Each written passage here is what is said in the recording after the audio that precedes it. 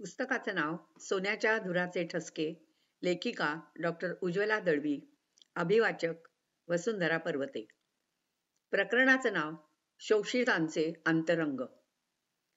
अन्सार हा आमचा खद्राच्या भाजी बाजारातला दोस्त. माझ्यासाठी मोठ्या हिकमतीने कढीपत्ता मिळवून आणणारा, भाजीच्या किमतीत आम्हाला आवर्जून सूट देणारा. मी एकदा त्याला विचारलं, आप हमसे पैसे कम लेते हैं, आपका कफील ने मालक कुछ बोलता नहीं? वो मेरा कफील नहीं है, मैं तो फ्री वीसा पे आया हूं। ये फ्री वीसा क्या चीज होती है? कोई एक सऊदी मेरा कफील बनने तैयार था। 10,000 रुपए लेके उसने अपने नाम पे मेरा वीसा बनाया। हर महीने उस कफील को 300 रियाल देने का वादा था मेरा। लेकिन यहाँ आने के बाद मैं उसके लिए काम नहीं करता। जो जी मैं आया हूं वो काम करने के लिए मैं फ्री रहता हूं। इसलिए इस वीसा को फ्री वीसा बोलते हैं। मैं यहाँ मेरी मर्जी का कुछ भी काम कर सकता हूँ। मैं जब से इस दुकान में आया हूँ वहां का फायदा 10 गुना बढ़ गया है। इस वास्ते इस दुकानदार को मुझ पे पूरा भरोसा हो गया।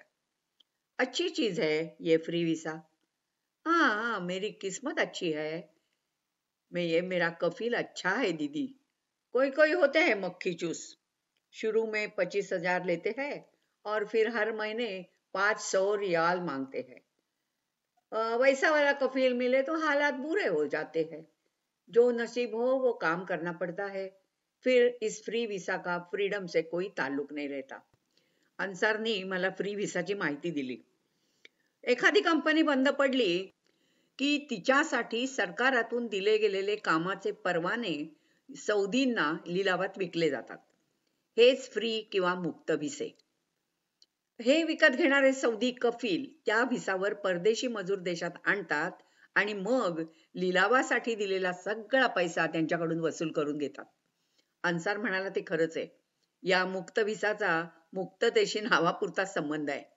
या मजुरांना कायद्याचं काहीही पाठबळ नसतं. ते रोज काम धुंडत वणवणतात, मिळेल ते काम मुकाट्याने करतात आणि त्यांच्या कुंकवाचे धनी असलेले कफील सगळी जबाबदारी झटकून मोकाट आणि फ्री असतात. तेवढ्यात अन्सारने पाठीवरून जड गोणी घेऊन आलेल्या एका हमालाकडे बोट दाखवून म्हटलं, ये देखो यूसुफ, इकोनॉमिक्स में एमए पास किया है इसने. भाईजान 2 मिनट जरा बैठिए तो, मैं आपको ठंडा कोक पिलाता हूं. फळीआड दडलेलं खिळखिळं लाकडं स्टूल पुढे करून अन्सार कोको कोला आणायला पळाला आणि पाठीवरची गोणी उतरताना युसुफ भेलकांडला. पाठीवरचं वजन उतरल्यावर सरळ उभं व्हायला त्याला बाजूच्या फळीचा आधारच घ्यावा लागला. त्याचे पांढरपेशे हात पाय सोलून रक्ताळले होते. यांच्या मदतीने तो कसाबसा स्टूलावर टेकला. त्या गांजलेल्या माणसाला काही बोलायला लावणं हेही पापच आहे असं वाटून यांनी कणवेनी त्याच्या पाठीवरून हात फिरवला. काहीतरी बोलायचं म्हणून मी म्हटलं, आप तो पढे लिखे दिखते हैं. हाँ हाँ हाँ, वो भी तो एक मजाक की बात है. तो थिजल्या सुरामध्ये पुटपुटला. किस्मत मेरी हसी उडा रही है. थोडा वेळ तो शून्यात बघत राहिला. पण हळूहळू त्याला वाचा फुटली. एमए पास करने के बाद रिसर्च करने की मेरी तमन्ना थी. लेकिन मेरी पढ़ाई के लिए अब्बू ने बहुत कर्जा लिया था. बहना की शादी भी करनी थी. नौकरी की सोच रहा था तो एक दोस्त बोला, सऊदी में 1 साल के लिए काम करो, माला माल हो जाएगा, फिर वापस आके तेरा रिसर्च कर आराम से. इसलिए एजेंट के पास गया. उसने खाली नाम लिखवाने के ही 10,000 लिए. वे पैसे भी अब्बू किसी से मांग के लाए. फिर मैं यहाँ आया. यहाँ आने के बाद मुझे लगा कि मेरे लायक कुछ काम मिल जाएगा. लेकिन मेरे कफील को तो काला अक्षर भैंस बराबर है. उसे क्या पता एमए क्या होता है. हर महीने मुझसे 500 रियाल वसूल करना, यही बस वो जानता है. लेकिन आप और किसी से नहीं मिले? किसी बैंक में आपके लायक कुछ मिल भी जाएगा शायद. जी हाँ, मैंने ख्वाब देखे थे रियाद दमाम के. वहां ये मुमकिन था. वहां खदराक में सिर्फ एक बैंक वाला अंग्रेजी जानता है और उसे भी एम फॉर मनी इतना ही पता है. कोशिश कर रहा हूं, अब तक कुछ मिला नहीं. बीच में बलादिया में काम मिला था, लेकिन इस बार रमादान का महीना जून में जो आया दोपहर को कड़ी धूप में रास्ते का काम कर रहा था। रोजे तो रखे ही थे। सुबह से एक घूंट पानी भी नहीं पिया था। सनस्ट्रोक क्या कुछ बोलते हैं ना, बेहोश होके गिर पड़ा तो बल्दिया वालों ने काम से निकाल दिया। आम्ही युसुफशी बोलत होतो तोवर अन्सार कोका कोला घेऊन परत आला. यांनी त्याला विचारलं, तुम लोग रहते कहाँ पे हो? हम 20 लोग एक छोटे सस्ते वाले घर में रहते हैं. बाहर बहुत कूड़ा कचरा पड़ा रहता है, सड़न की बदबू आती है, गर्मी सर्दी दोनों कमाल की. रात को बिस्तर में चूहे भी दौड़ते हैं, कभी कभी काटते भी है. और खाना हम सब मिल के पकाते हैं, सब्जियां इकट्ठे खरीदते हैं, उससे खर्चा भी कम हो जाता है. महीने में एक बार पैसे भेजते हो घर? हाँ हाँ, वो थोड़ा मुश्किल हो जाता है. हमारे कमरे में किसी का भरोसा नहीं होता. पैसा कमरे में छोड़ा ही नहीं जा सकता. सारी पूंजी जेब में लेके घूमना भी खतरे से खाली नहीं. पैसों की वजह से जान भी गई है लोगों की. त्या काळामध्ये आम्ही या देशामध्ये नवेच होतो. दम्माम रियाजला कुणाशी ओळख नव्हतीच. पण बाकीच्या डॉक्टरांशी, आमच्या करीम बाबाशी बोलून युसुफसाठी काही निष्पन्न होतं का बघायचं असं ठरवून आम्ही घरी आलो. आणि तिसऱ्याच दिवशी युसुफ आमच्या इमर्जन्सीत आला. अति जड वजन उचलून त्याच्या पाठीचा मणका सटकला होता. आमच्या हॉस्पिटलमध्ये त्याला फक्त तातडीची मदत मिळू शकली असती. जो स्वतः सौदी नाही आणि जो रीतसर सौदी मालकाकडे काम करत नाही अशा माणसाला या देशात वैद्यकीय उपचारांसाठी अव्वाच्या सव्वा किंमत द्यावी लागते. त्याच्याकडे तर मायदेशी जायला सुद्धा पैसे नव्हते. जबरदस्त दुखापतीमुळे आता कसलंही काम करणं अशक्य होतं. सरळ तुरुंगात रवानगी झाली असती त्याची. तिथे तो आजारी माणूस किती दिवस आणि कसा राहिला असता कोण जाणे.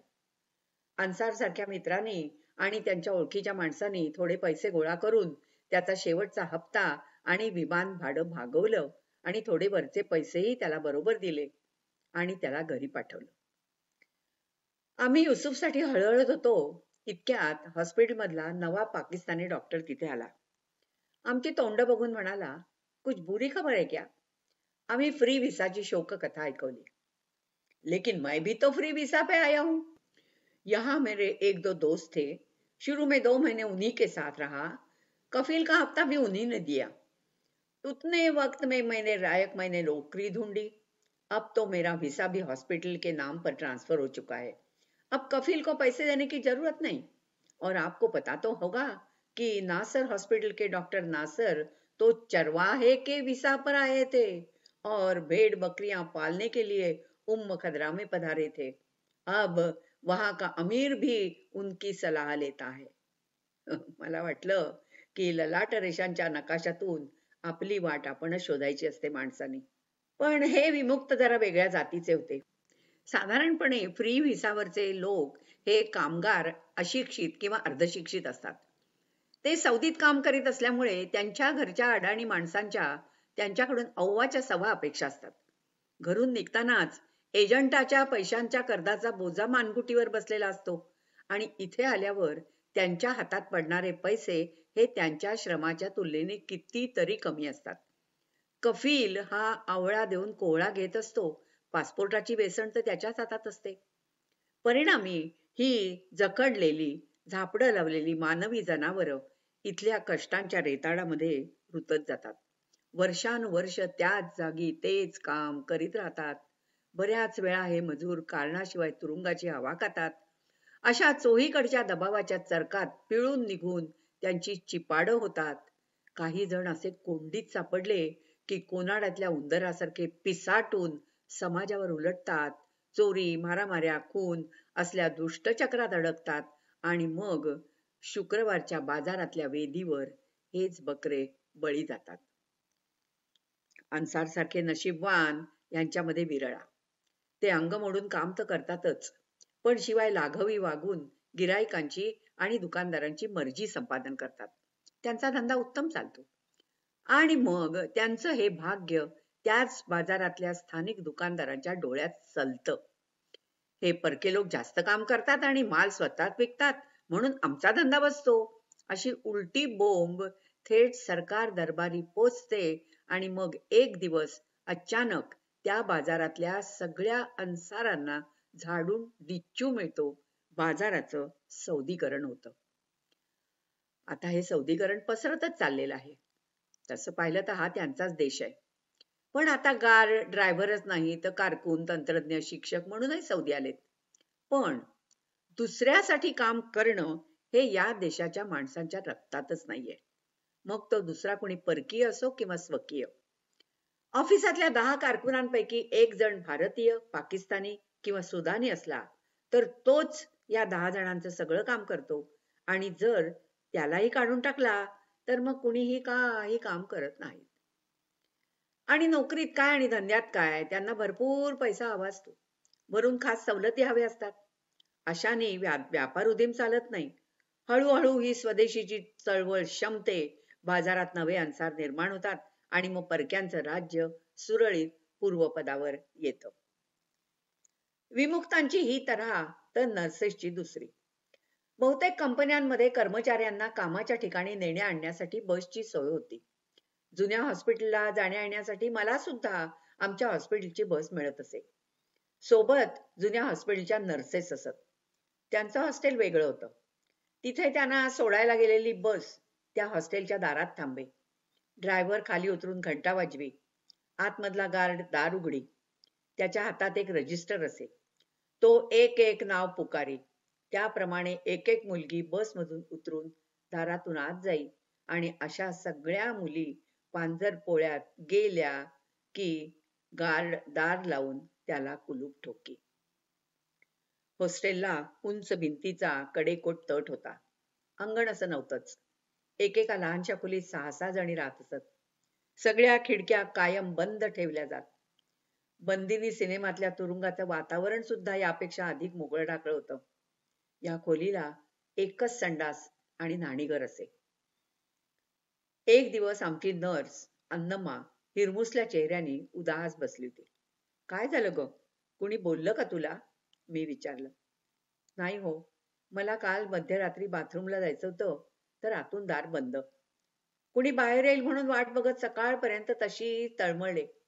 सकाळी आतून 2 मुली अंथरूण पांघरुणासकट बाहेर आल्या. या दोघींना जाब विचारला तर त्याच काय, अहो खोलीतल्या 5 जणी उकडल्या माझ्यावर.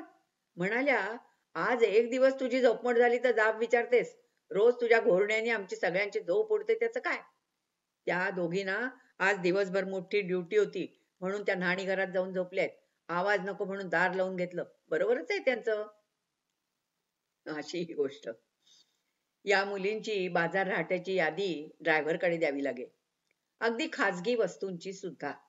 वर्षानुवर्ष या गायी त्या ढोल्या रखवालदाराच्या देखरेखीखाली कोंडवाड्यामध्येच राहत असत. पोल्ट्री फार्म मधल्या कोंडलेल्या कोंबड्या वेडसर होतात असं म्हणतात. त्या सगळ्या मुली वेड्या झाल्या नाहीत हा दैवी चमत्कारच म्हणायचा. हॉस्पिटलच्या आवारात राहणाऱ्या नर्सेस या मनाने बऱ्याच भाग्यवान होत्या. त्या आमच्यासारख्या आवारभर मोकळ्या हिंडू फिरू शकत होत्या. त्यांना गावामध्ये खरेदीला जायला पाळीपाळीनी बसही मिळत असे. या मुलींनी काय पुण्य केलं होतं आणि कोंडवाड्यातल्यानी काय पाप केलं होतं ते अल्लाच जाणे. काही दुसऱ्या देशाहून आलेल्या नर्सेस मात्र जीवाचं सौदी करून घेत. जसजसा या देशाचा सोवळेपणा कमी होत गेला तसतसं त्यांचं धाडस वाढतच गेलं. सौदीमध्ये निषिद्ध असलेल्या ब्लू फिल्म्सचा मनोरंजनासाठी सुकाळ झाला. बॉयफ्रेंड गाठणं हा त्यांचा कर्मसिद्ध हक्क झाला आणि तो त्या मिळवतच असत. आणि त्यातून तो बॉयफ्रेंड गोरा असला तर बघायलाच नको. एक दिवस आमच्या वॉर्डाची गोरी मुख्य नर्स डोकं धरून बसली होती. काय करू ह्या मुलीचं कळत नाही मला. अहो तिचे दिवस भरत आलेत आणि सुट्टीवर जायला काही कबूल नाहीये. इथेच बाळणपण करायचं म्हणते. मग त्यात काय झालं? बऱ्याच जणी करतात की असं. अगं हो, पण ही गेली 3 वर्ष सुट्टीवर गेलीच कुठे? तर मग नवरा सुद्धा इथेच गावात कुठेतरी काम करीत असेल ना. तीच तर गोम आहे. अहो या देशाने तिच्या नवऱ्याचं गोरं का काळं तोंड सुद्धा पाहिलेलं नाहीये. आता सगळीकडे बभरा होण्यापूर्वी तरी हिनी इथून तोंड काळं करावं का नाही? तर माझ्या तोंडाला काळं फासायला इथेच बाळंते होणार आहे. तोंडाचं सोडा, पण बोभाटा झाला तर डोकं उडेल ना तिचं या देशात. दिवसभर त्या मुख्य नर्सनी दुसरं कुठलंही काम केलं नाही. सतत त्या मुलीची नाना परीने समजूत घालत राहिली. सरते शेवटी एकदाची ती मूर्ख मुलगी तोंड घेऊन आणि जीव बचावून मायदेशाला परत जायला तयार झाली. क्रमशः